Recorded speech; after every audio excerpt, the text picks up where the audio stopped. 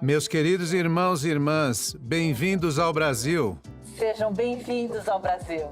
Que bênção maravilhosa é para mim e minha querida e linda esposa podermos nos dirigir a vocês no dia da descoberta familiar a partir de um lugar tão especial para nós. O Brasil é um país rico em diversidade, da beleza de seu povo, às esplêndidas paisagens e de uma cultura única, às profundas tradições. E para nós, o Brasil é o nosso lar. Saudamos vocês hoje da cidade maravilhosa do Rio de Janeiro. Minha esposa e eu servimos como jovens missionários nessa mesma cidade. E foi aqui que nos vimos pela primeira vez. Tanto meu marido quanto eu nascemos e fomos criados em São Paulo, a maior cidade do Brasil a oeste daqui. Nós dois nos filiamos à igreja durante nossa infância e testemunhamos o rápido crescimento da igreja aqui no Brasil. Ainda posso me lembrar de quando eu era um menino de 8 anos. A primeira estaca na América do Sul foi organizada em São Paulo. E então, não é de se surpreender que eu me sinta admirado e humilde pelo fato do Brasil ser agora o lar de mais de 281 estacas e 39 distritos. O primeiro templo santo dos últimos dias construído na América do Sul também foi em São Paulo, e foi onde meu marido e eu nos casamos para esta vida e para toda a eternidade. Estar de volta ao nosso lar, aqui no Brasil, me faz pensar nessas preciosas lembranças. Embora nossas histórias pessoais de família tenham começado aqui, nem todas tiveram sua origem no Brasil. Meu avô, José Carecho, nasceu em Portugal e minha avó, Encarnación Linares, na Espanha. Eles se conheceram em um navio com destino ao Brasil, quando juntamente com seus pais deixaram sua terra natal para uma nova vida nas Américas. Pouco depois de chegarem ao país, eles se casaram e estabeleceram sua família em Três Lagoas, no estado do Mato Grosso do Sul. Essas famílias de imigrantes se apegavam entre si para manterem vivas suas tradições e histórias e para oferecerem apoio umas às outras em sua nova vida longe de seu lar. Como acontece com muitos latino-americanos, as memórias são criadas ao redor da mesa de jantar, e foi assim com minha família. Qualquer oportunidade era aproveitada para nos reunirmos, cozinharmos e partilharmos uma comida incrível. Aniversários, feriados e até mesmo domingos eram passados juntos em família. Foi uma tradição levada adiante, e mesmo quando começamos nossa própria família com nossos 3 filhos, visitávamos nossos pais todos os domingos. Cozinhávamos juntos, tínhamos uma refeição juntos e passávamos horas e horas juntos em amor e apoiando uns aos outros. Essas histórias e tradições familiares fazem parte de quem somos. Algumas das histórias e tradições são passadas adiante e outras são descobertas. Conforme nos envolvemos na história da família e descobrimos mais sobre nossos ancestrais, podemos encontrar poder nessa descoberta. Poder que pode nos levar a uma melhor compreensão de quem somos e onde pertencemos. Quais histórias de sua família os fortalecem? Quais tradições vocês mantêm vivas? Se nada vier à mente, não desanimem. Nós os encorajamos a descobri-las. E lembrem-se, a história da família não é só sobre o passado distante. Vocês podem olhar para suas próprias experiências e histórias recentes ou para a história, conforme elas acontecem agora mesmo no presente. Vocês podem criar suas próprias tradições. É uma combinação do passado e do presente que tornam vocês únicos. Esta semana, minha esposa e eu tivemos a preciosa oportunidade de revisitar algumas cenas de nossa juventude em São Paulo. Revivemos e apreciamos muitas das memórias marcantes que ambos tivemos, e agora gostaríamos de compartilhar algumas delas com vocês.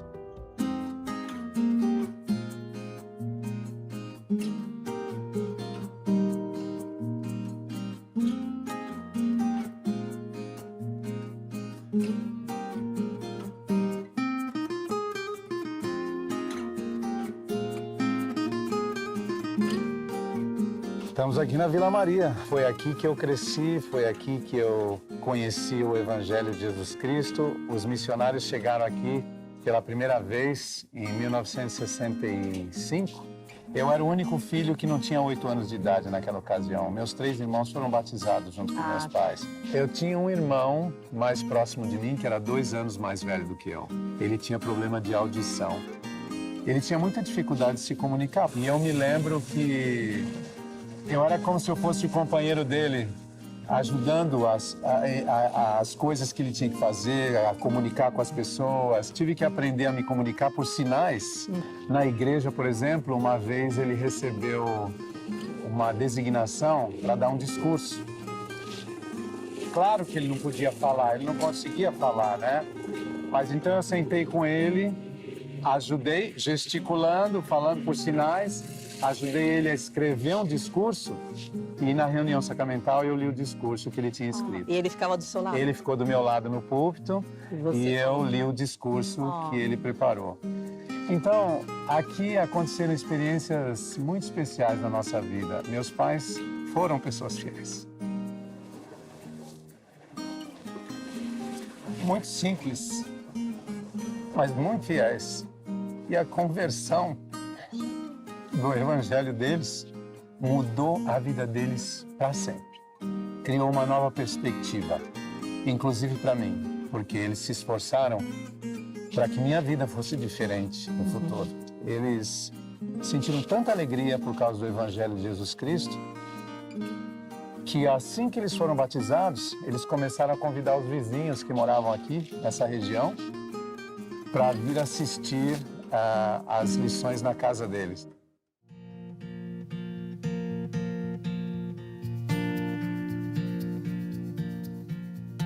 É a primeira vez que eu venho nessa escola, desde que eu saí da escola.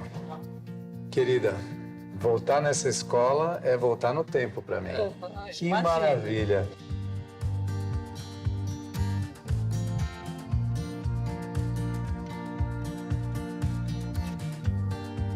O professor ficava ali, era uma mesa que ficava no centro da sala, ali no meio. Era uma tipo escrivaninha, uma cadeira, e eu sentava exatamente aqui. Aqui era o meu lugar.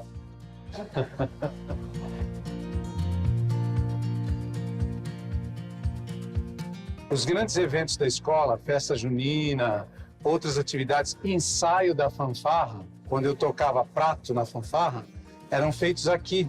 E a gente desfilava aqui, treinava aqui, era uma coisa muito interessante. A irmã Gilda, que era uma irmã que era muito amorosa também, muito bondosa, ela recolhia papéis tipo papel alumínio.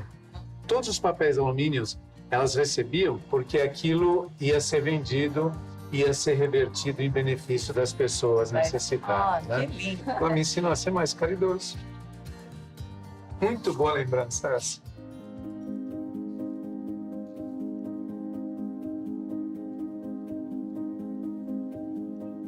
Foi exatamente assim que eu encontrei você, 6 meses depois que eu havia terminado a missão e você tinha recém terminado a missão. Estavam presentes muitos amigos nossos também.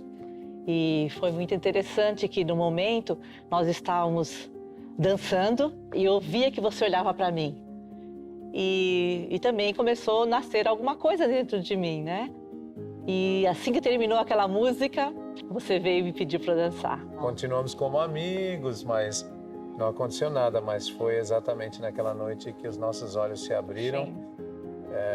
Cada um de nós vendo um rapaz e uma moça, um jovem fiel, uma jovem fiel, um potencial de relacionamento. Sim. E 2 semanas depois nós começamos a namorar. Exato. E aí estamos, 41 anos atrás.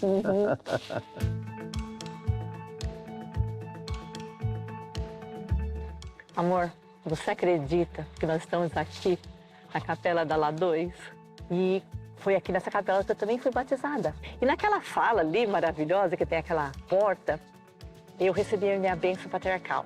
E foi naquele dia que eu decidi que eu queria ser uma missionária. Além disso, Essa capela traz uma memória muito especial da nossa vida juntos, né? Sim, porque foi aqui que a gente se casou. Nós nos casamos aqui na capela, primeiro, antes de casarmos no templo. No templo, isso. Na capela, aqui nós casamos numa sexta-feira e no sábado nós casamos no templo. Exatamente. E depois aqui nós fizemos a festa. Foi Tinha nessa mesas sala. aqui, flores, um bolo lindo. É verdade. Dançávamos muito. Quer dançar comigo? Será que eu ainda consigo? Acho que sim. Vamos ver então. Vamos tentar.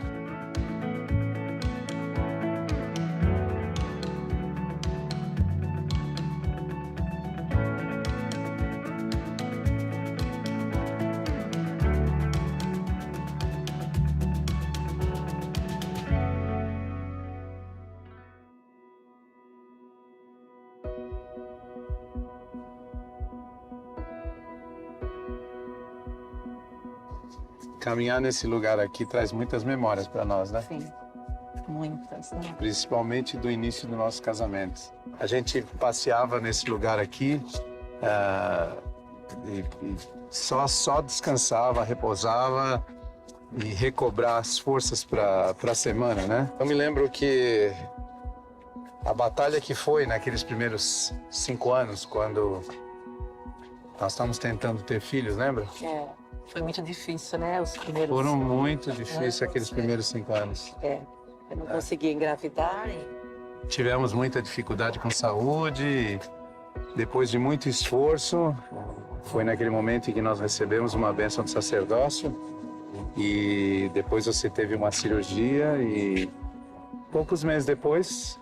O sonho se realizou, né? Que você ficou grávida, nós ficamos grávidas, né? juntos. Juntos, na verdade.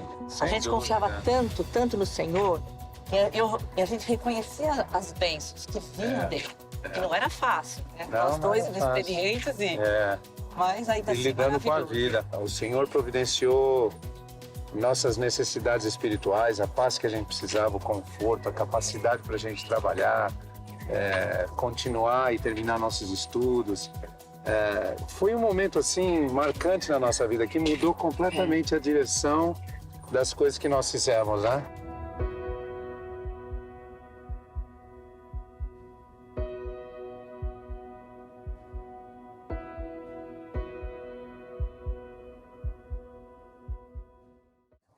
Certamente gostamos muito de voltar a esses lugares de nossa infância e podemos dizer que estar lá realmente nos ajudou a lembrar quem somos. Recordar a nossa cultura, herança e tradições é importante. E juntamente com as experiências que compõem a história de nossa vida, elas contribuem na compreensão de quem somos. Mas, meus irmãos e irmãs, vocês não podem entender completamente a amplitude sobre quem vocês são sem entender de quem vocês são. Vocês entendem que são literalmente filhos de Deus? Já descobriram o que essa herança divina significa para vocês?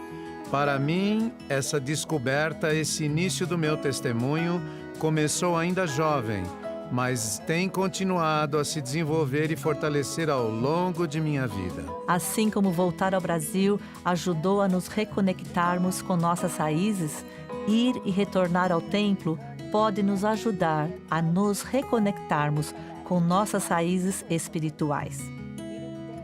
É lá que podemos aprender e reaprender o plano de Deus para nós. É lá que podemos escapar das vozes barulhentas que tentam nos distrair de quem realmente somos. É lá que temos a oportunidade de ajudar na grande causa da coligação para aqueles de nossa família que nunca tiveram a chance de receber as ordenanças sagradas em sua vida. O primeiro lugar que visitamos aqui no Rio de Janeiro foi o templo recém-construído. Eu só podia imaginar um templo nessa cidade quando ainda era um jovem missionário. E nos sentimos honrados por termos tido a oportunidade de visitar a casa do Senhor, que será dedicada em breve, e compartilhar alguns de nossos pensamentos em um lugar tão sagrado.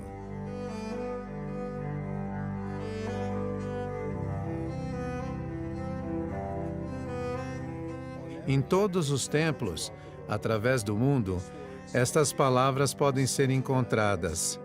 Santidade ao Senhor, a casa do Senhor. Quando entramos pelas portas do templo, estamos em sua casa e estamos também muito mais perto dele e do Pai.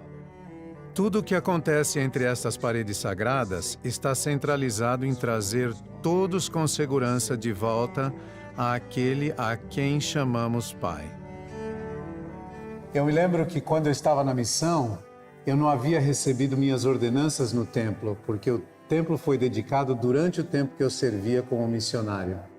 Nós viemos, eu e meu companheiro, que não tínhamos recebido nossas ordenanças, e quando nós chegamos no templo, eu vi pela primeira vez a pia batismal, com esses 12 bois sustentando a pia batismal, me deu um sentimento de gratidão tão grande, de pensar que todos os meus antepassados teriam a oportunidade de receber as ordenanças do templo, que eles nunca receberam, que eles nunca tiveram a oportunidade de receber enquanto eles estavam aqui na Terra.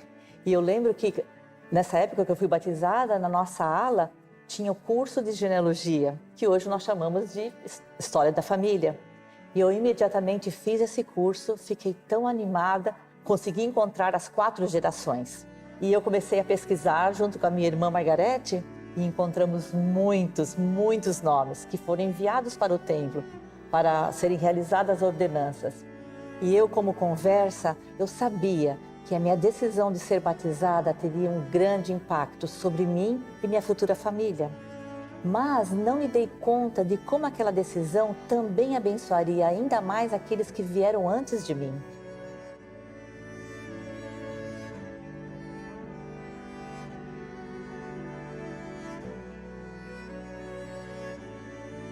Temos tantas memórias sagradas de cerimônias de casamento no templo, começando com o nosso próprio casamento. Eu me recordo que nós entramos no templo, numa sala como essa, em São Paulo, e o selador, a pessoa que realizou a ordenança, falou coisas tão especiais para nós naquele dia, como casal, né? Iniciando nossa vida com um casamento eterno em perspectiva. E eu me recordo que o selador falou algo muito especial. Ele disse: nós jamais deveríamos esquecer de fazer reunião familiar. Isso é uma coisa que sempre ficou gravado na minha mente e no meu coração e que nos ajudou nesses 40 anos de casado. E tão precioso quanto foi o nosso selamento no templo, foi o casamento e selamento dos nossos filhos. Não sei se você se lembra. Sim, uma experiência preciosa. Foi muito linda. Quando nossos filhos se ajoelharam neste altar, olhamos os olhos deles e nos lembramos de toda a história da vida deles, tudo que nós fizemos para ajudá-los, para que eles chegassem nesse momento e recebessem as promessas que Deus tinha para eles, que eles podiam ser uma família eterna, assim como nós recebemos essa promessa.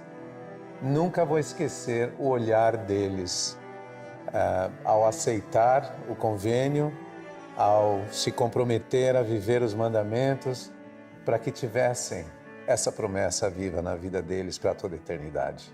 Para mim, esta sala de selamento, assim como todas as outras salas de selamentos dos templos ao redor do mundo, representa tudo aquilo que o Senhor deseja para cada um de nós, que nos casemos e que sejamos unidos para sempre, como uma família eterna.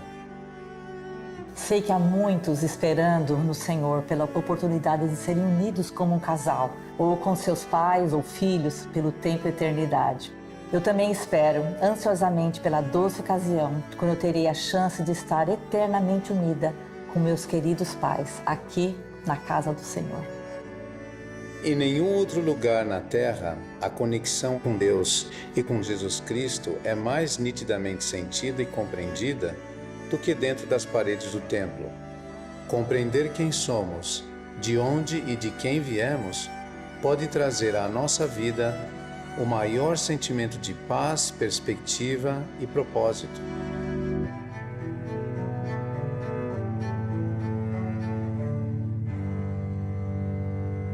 Que experiência inesquecível foi estar junto com minha esposa naquele templo sagrado de Nosso Senhor. Meus irmãos e irmãs, é no templo que vocês podem não apenas descobrir quem são e de quem são, mas também quem devem se tornar. É interessante reconhecer que descobrir quem somos destaca nossa individualidade única, enquanto descobrir de quem somos destaca como somos iguais. Todos nós somos iguais perante Deus, e não importam nossas diferenças. Cada um de nós tem a mesma herança divina e a mesma oportunidade de um glorioso destino celestial.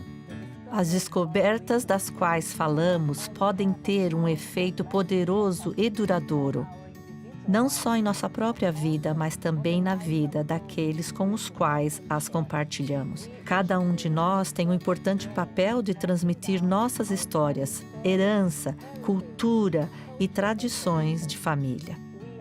Cada um de nós é um elo que liga o passado e o presente ao futuro.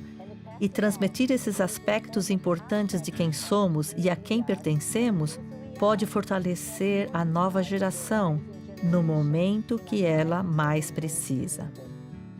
Tão importante, se não mais importante do que transmitir cultura e herança, é transmitir nossos testemunhos de Jesus Cristo, de seu Evangelho e de sua expiação. Esse legado de fé passado de geração a geração é a herança máxima que podemos transmitir às gerações futuras. Como membros da Igreja, não devemos nos surpreender com este princípio. Afinal, o livro de Mórmon foi escrito para o benefício de seus filhos, para que eles saibam em que fonte procurar a remissão de seus pecados. Portanto, falamos para que nossos filhos esperem por aquela vida que está em Cristo. Pais, compartilhem suas tradições para que seus filhos saibam quem são e de quem são. Pode ser tão simples como um testemunho, uma história ou até mesmo uma refeição. Como meu marido já compartilhou, algumas de nossas melhores lembranças familiares estão relacionadas à comida, mas o que ele não compartilhou é que ele é um excelente cozinheiro. Nós gostávamos e ainda gostamos de preparar refeições juntos e nos sentarmos à mesa, rodeados por comidas deliciosas e aqueles que amamos. Alguns meses atrás, tivemos a oportunidade de passar um tempo junto com nossas filhas e minha irmã Margarete, em nossa casa perto de Salt Lake City. Enquanto ouvíamos nossas filhas, descobrimos o impacto que estas descobertas tiveram sobre elas.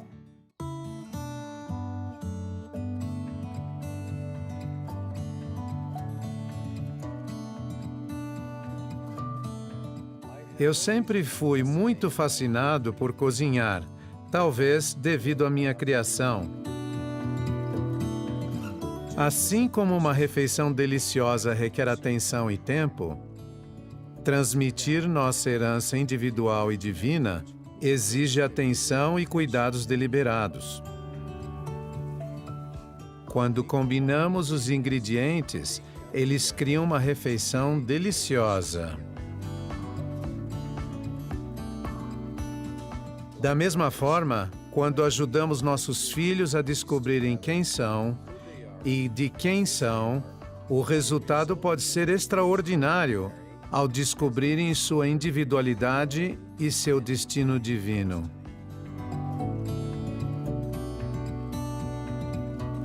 Hoje a mamãe e eu fizemos essa polenta, né? Que é uma comida tradicional nas nossas famílias, né? Tanto na família da mamãe quanto na minha família. E é uma comida muito gostosa que vem de tradições dos nossos antepassados, né? O meu pai, ele sempre falava que a mãe dele fazia polenta na casa, né? Porque eram muitos filhos, então a mãe dele sempre fazia. Só que eles plantavam o milho, depois eles colhiam, eles secavam, moíam e depois preparava a polenta. Lá em casa a gente tinha o hábito de comer polenta também, mas a gente tinha o hábito de comer outras coisas, né? Os que eu sempre gostei de comer Quero macarrão alho e óleo, né? Porque, na verdade, eu ainda sempre peço pra você fazer isso pra mim. É super simples. Até nos meus aniversários, assim, minha mãe pergunta, o que você quer fazer pro seu aniversário? Eu falo, quero macarrão alho e óleo, com frango frito e creme de milho em cima. Sim. Quem gostava muito de coisas diferentes na nossa casa era o Gustavo, né? Nosso filho. Ele gostava muito de pizza frita, lembra? Pizza frita. Ele Receita da gostava. minha tia. Receita da sua tia que a gente fazia em casa, era muito bom. Sempre foi muito importante a gente... Papai sempre quis que a gente comesse juntos, em família. Pelo menos uma das refeições a gente fazia juntos em família. Sempre é importante para nós essa reunião de família, comer juntos. Parece que isso nos une bastante, né? E sempre foi assim, desde o tempo que eu servia, né? Na estaca, como presidente de estaca. Ainda bem que vocês esperavam a gente pra gente ter a refeição Eu junto. lembro, a gente reclamava e reclamava. E daí eu lembro que um dia a gente tava esperando tanto que eu falei, vamos todo mundo fingir que a gente tá morto no chão pra quando o papai entrar em casa. Aí quando ele entrou em casa, a gente tava tudo jogado no chão, assim, fingindo que tava tudo morto. Imitando. Mas esperamos. Mas ele esperou mesmo assim, né? Quando eu abri a porta da sala, tava todo mundo caído no chão. Meu pai, na nossa casa, nós não tínhamos religião. Mas meu pai fazia oração, faz ainda, todas as noites ajoelhado. E eu sempre assisti isso desde pequena. Ou seja, ele não me ensinou com palavras, mas ele me ensinou com ação, né? E quando eu era pequena também, eu lembro que às vezes eu chamava o nome de Deus em vão. Eu não sabia que eu estava fazendo uma coisa errada. E minha mãe me ensinou, falou que eu não devia fazer dessa forma. Então, ela também não tinha religião, mas ela também tinha um princípio de saber o que era certo e errado. E eu acredito que a Margarete e eu fomos abençoados com vizinhos maravilhosos. A Anne era nossa vizinha e o que ela fez de bom para você, Margarete? Nossa, e ela me convidou para ir numa atividade no sábado de jovens e eu fui super bem recebida na atividade, eu me senti super bem e me convidou para ir no domingo numa reunião da igreja. E eu nunca me esqueci o que eu senti naquele primeiro dia na igreja. Porque primeiro eu senti uma paz tão grande dentro da capela, eu não sabia o que eu estava sentindo, porque eu não entendia que era o Espírito, né? E no final da reunião, todas as pessoas falaram amém, mas foi um amém tão solene que penetrou no fundo do meu coração. E eu falei, nossa, eu quero isso para mim. Nesse mesmo dia que você foi para casa e contou para a mãe as coisas que estavam acontecendo, vocês estavam na sala, eu lembro disso. Eu estava na cozinha, tomando café e comendo pão, como eu sempre fazia todo. Quantos anos você tinha nessa época? Tinha 9 anos. 9 E anos. você, tia? Eu tinha 14 anos. 14, Então eu estava ouvindo a minha irmã falando da igreja que ela tinha ido e que naquela igreja eles pagavam o dízimo, que eles tinham festa com os jovens, que eles ensinavam as crianças e que eles não tomavam café. Quando minha irmã falou isso, que eles não tomavam café, e eu estava tomando, naquele mesmo momento, eu empurrei minha xícara de café e eu prometi para mim mesma que eu nunca mais iria tomar café. Daí eu fui para a sala para ouvir mais as coisas que ela falava. E naquela mesma semana, a minha vizinha, que chamava Rosana e que tinha 9 anos, igual a mim, me convidou para ir para a primária. E eu fui para a primária e descobri que era a mesma igreja. Vocês duas cresceram na igreja sem os pais na igreja, edificaram a sua fé no Evangelho e decidiram dedicar a sua vida para ensinar os seus filhos a mesma fé, né? Sim. Eu já falei isso pro meu marido várias vezes, que eu acho que se eu não tivesse tido pais que todas as semanas a gente fazia reunião familiar, que sempre a gente lia as escrituras em família, que fazia as coisas que a gente é pedido para fazer na igreja, eu acho que eu provavelmente não faria em casa. Porque eu não teria esse hábito, eu não teria trazido esse hábito, esse exemplo de um modelo de como fazer para os filhos crescerem no ambiente da igreja. Porque, realmente, hoje em dia tá difícil a situação. E as crianças precisam desse fundamento, né? Para crescer no ambiente. E esse hábito é chave. Porque, para mim, o fato de a gente já ter o hábito em casa fez com que agora eu com meu marido a gente também tem o hábito, é mais fácil. O meu marido não cresceu com esse hábito na casa dele, então Para ele foi um ajuste, mas um ajuste bom, claro. Mas então, se nós dois não tivéssemos esse hábito, talvez seria mais difícil. Então é mais fácil continuar depois que tem o hábito. Essas escolhas que vocês faziam, eu acho que escolha e responsabilidade, assim, é uma grande coisa no nosso evangelho, né? A gente tomar as escolhas, porque é só desse jeito que a gente vai pra frente, né? Nessa vida e na próxima, né? E vocês tomando essas escolhas e a gente, como filhos, observando isso, tem um impacto grande, que a gente vê um modelo de como ajudar os nossos filhos a poderem desenvolver a fé deles, né? E tanto que a gente pode... Lógico que a gente pode desenvolver a fé fazendo outras coisas também. Mas como pais, eu acho que é importante a gente ajudar, né? Dar aquele empurrãozinho que as crianças precisam às vezes. Isso que é o mais importante no Evangelho de Jesus Cristo. E por isso a gente tem que manter isso vivo, né?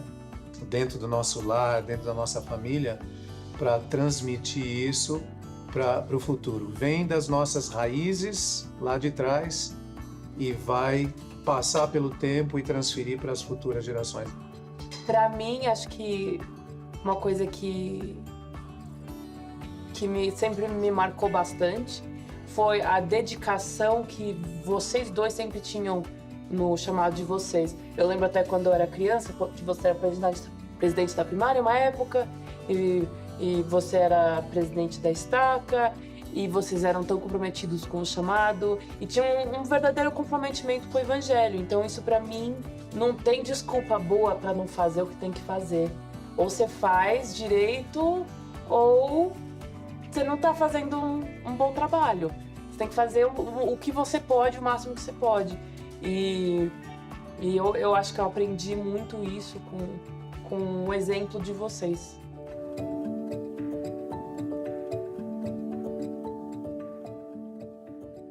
Vocês nunca saberão com certeza o impacto que terão sobre aqueles a quem amam.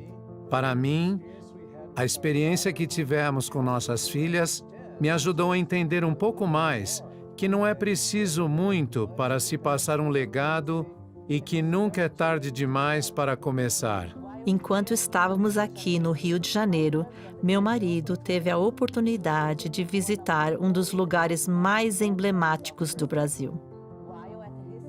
Enquanto estava ao seu lado, vi meu marido prestar testemunho de nosso Salvador Jesus Cristo inúmeras vezes. Mas mal posso expressar o quanto significou para eu estar de volta aqui, onde o conheci pela primeira vez, como representante de Cristo, quando ele era apenas um rapaz. O tempo nos envelheceu e nos mudou, mas também nos fortaleceu em nosso testemunho que compartilhamos, ao nos esforçarmos para descobrirmos quem Ele é, nosso Senhor e Salvador Jesus Cristo.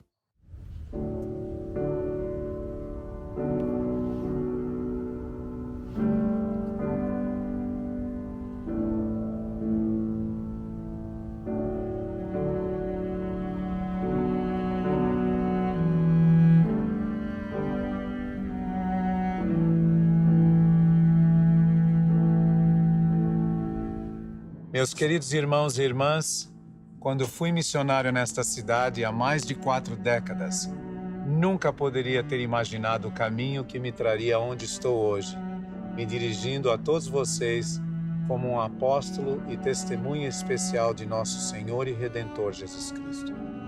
Estou agora no topo do Pão de Açúcar, de onde se pode ver a imensidão do Rio de Janeiro, e atrás de mim, no alto do Morro do Corcovado, está o Cristo Redentor.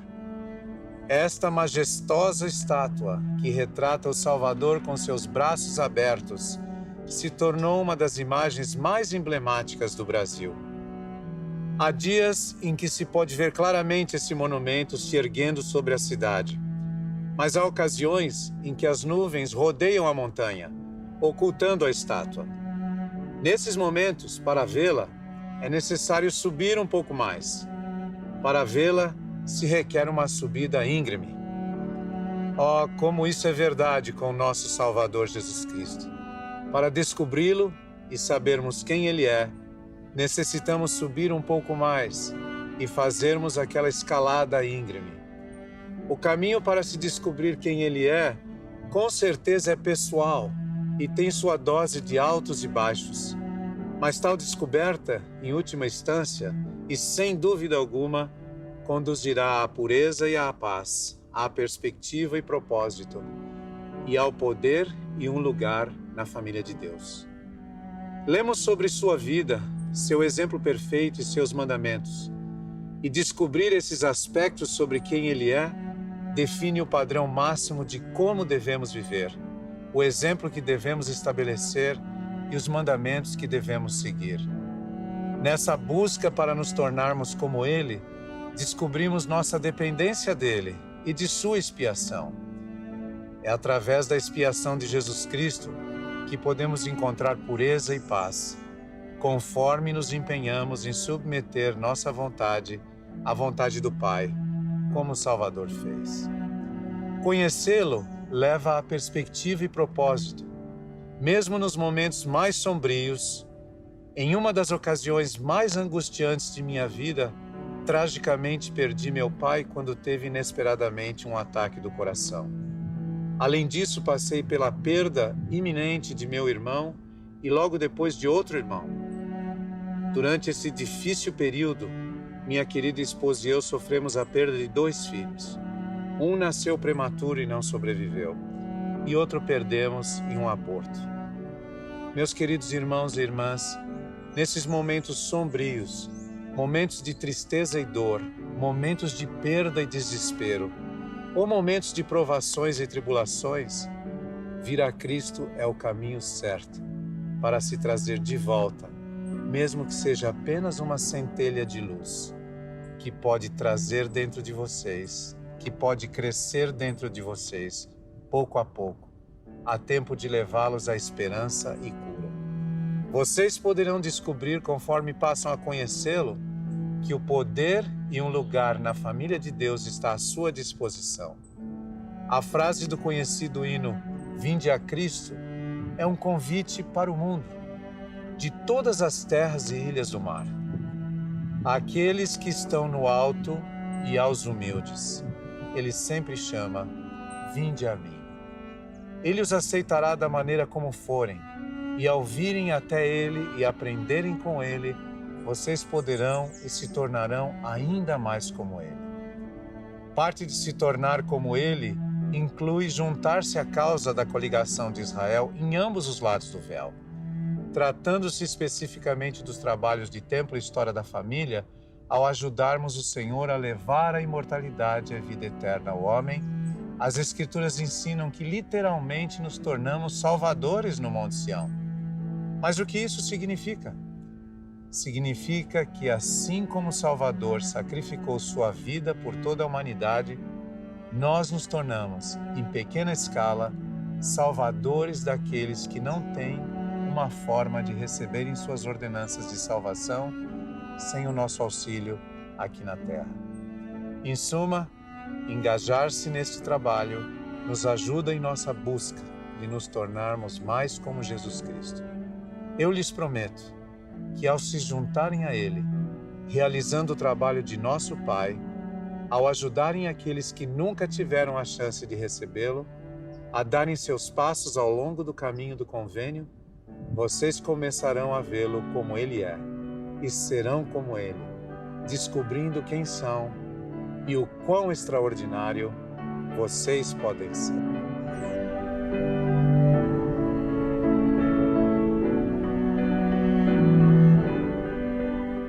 Que experiência memorável foi passar este dia de descoberta familiar com todos vocês.